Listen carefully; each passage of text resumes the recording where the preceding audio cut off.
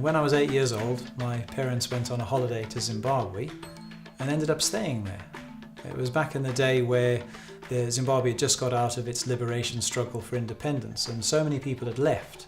There were very little jobs, so my dad was offered a company car and a company house. So he thought, this is an opportunity too good to miss, let's give it a try. We went to a school, and we used to walk to school every day, only 8 or 9 years old, and we used to walk to school.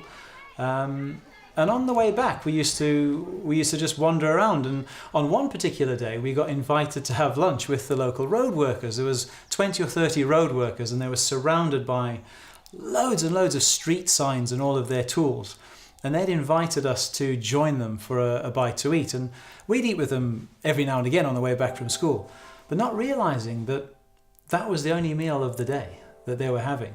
And they were sharing that with us. And looking back, it's amazing to believe that we were having 3 or 4 meals a day and all the luxuries, but yet the one thing they had, they shared with us. So came to England, and very quickly I started to realize that people over there had very, very little, but yet they'd give so much.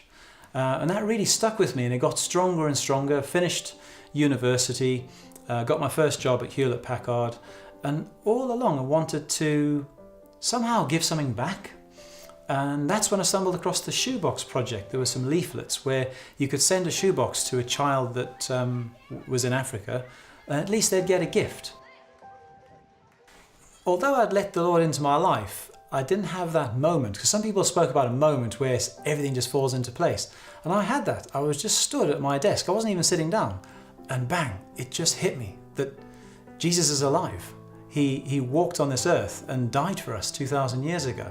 And I think when that message hit me, I felt, right, I need to go and share that with other people. And I didn't feel that my calling was to go out and just shout about it.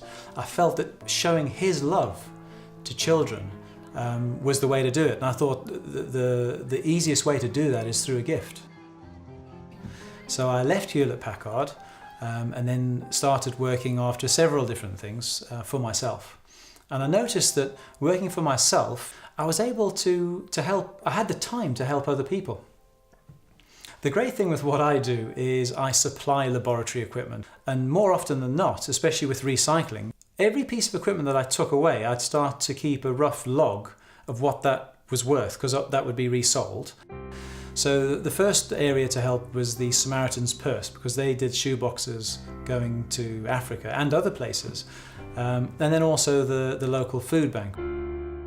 What shocked me is I was listening to UCB, and I heard that there was a food bank opening, because I didn't realise that we have such a problem in the UK.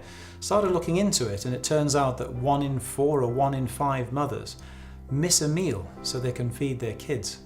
And that just hit me where, you know, I felt somehow we've got to do something about this in our community. And then we made 3,000 shoeboxes, which were a new plastic design, particularly for Africa. They're much stronger and more hard-wearing than the cardboard ones. And of those 3,000, 1,500 went to Kenya and 1,500 went back to Zimbabwe. What really is brilliant about those countries is they are getting the message of Jesus' love across to people. It's a way of us giving something back, so that they're our brothers after all. And I think by them receiving that gift, they know someone out there loves them, someone cares for them, and then they have the option of learning more about Jesus' story, and the fact that there's hope for everyone. The most strong message that has come to me, and that I portray to anyone else, is that we have one life and we need to be bringing heaven to earth.